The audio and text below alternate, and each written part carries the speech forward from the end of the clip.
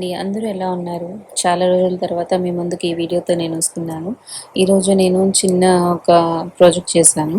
ఇదేంటంటే కార్టూన్‌తో అంటే అట్టపెట్టెతో పూజా మందిరం ఎలా చేసుకోవాలన్నది దీంట్లో మీకు చూపిచ్చాను.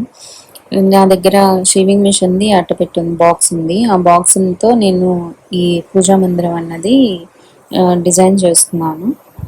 సో, ముందుగా అయితే దీనికి కావాల్సిన మెటీరియల్ అట్టపెట్టి, దీనిపైన మనకి ర్యాపింగ్ పేపర్స్ కానీ, సిజర్, నైఫ్, గ్లూ ఇవన్నీ మనం అరేంజ్ చేసుకున్న తర్వాత మన బాక్స్ పైన ఈ విధంగా డిజైన్ అనేది డ్రా చేసుకోవాలి. అది ఎలా చేయాలన్నది ఇప్పుడు మీకు నేను జస్ట్ శాంపుల్‌గా ఇక్కడ చూపిస్తున్నాను.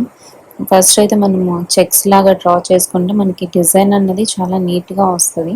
మనకి మందిరంకి ఎంట్రన్స్‌లో ఎలా ఉండాలన్నది ఈ డిజైన్ అన్నమాట.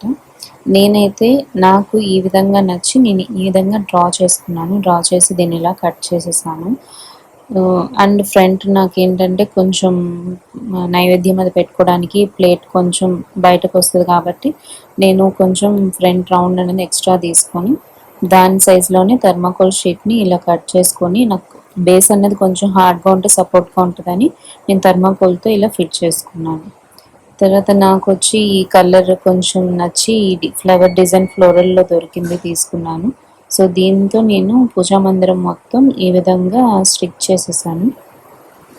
సో, ఈ విధంగా ఫుల్ ఫ్రంట్, బ్యాక్, లోపల, పైన, కింద మొత్తం నేను ఈ విధంగా డెకరేట్ చేసుకున్నాను. తర్వాత నాకు మెటాలిక్ స్టిక్కర్స్ ఇక్కడ అవైలబుల్‌లో ఉంటే మార్కెట్‌లో జస్ట్ అవి తీసుకొని కింద పాదాలు అమ్మవారి పాదాలు అనుకునే నేను స్టిక్ చేశాను. బ్యాక్ వచ్చి నెమలితో ఒక డిజైన్ లాగా ఉంది. బావుంది. సో, దాంతోను అండ్ ఫ్లోరల్ మాల ఒకటి తీసుకొని ఇలా డిజైన్ చేసుకున్నాను. ఫైనల్‌గా నా పూజా మందిరం ఇది. అరేంజ్ చేసుకున్న తర్వాత నెక్స్ట్ డే పూజా మందిరం ఏ విధంగా డెకరేట్ చేసుకొని పూజ చేసుకున్నాము. సో, నేను ఇది చేయడానికి కూడా ఒక రీజన్ ఉందండి. 4 మంత్స్‌లో యాక్చువల్లీ ఇంకొక హౌస్ చేంజ్ చేయాలి. ఈ హౌస్‌కొచ్చి 4 మంత్సే ఉంటాము. సో, అందుకోసమని ఇంకొక మందిరం కొనడం ఎందుకని చెప్పి నేను జస్ట్ ఇలా డై చేశాను. మా ఇంటి లలితమ్మ, అలానే ఈశ్వరుడు.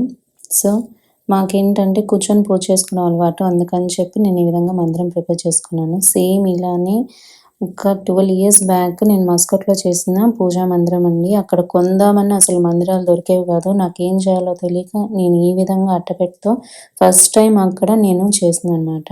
అప్పుడు వరలక్ష్మి వ్రతం అప్పుడు నేను ఈ విధంగా డెకరేట్ చేసుకున్నాను. ఇది ఫైనల్‌గా పూజా మందిరము. సో, మీ అందరికీ నచ్చిందని అనుకుంటున్నాను. ఏ విధంగా ఉన్నది కామెంట్స్ రూపంలో నాకు తెలపండి. Thanks for watching and supporting.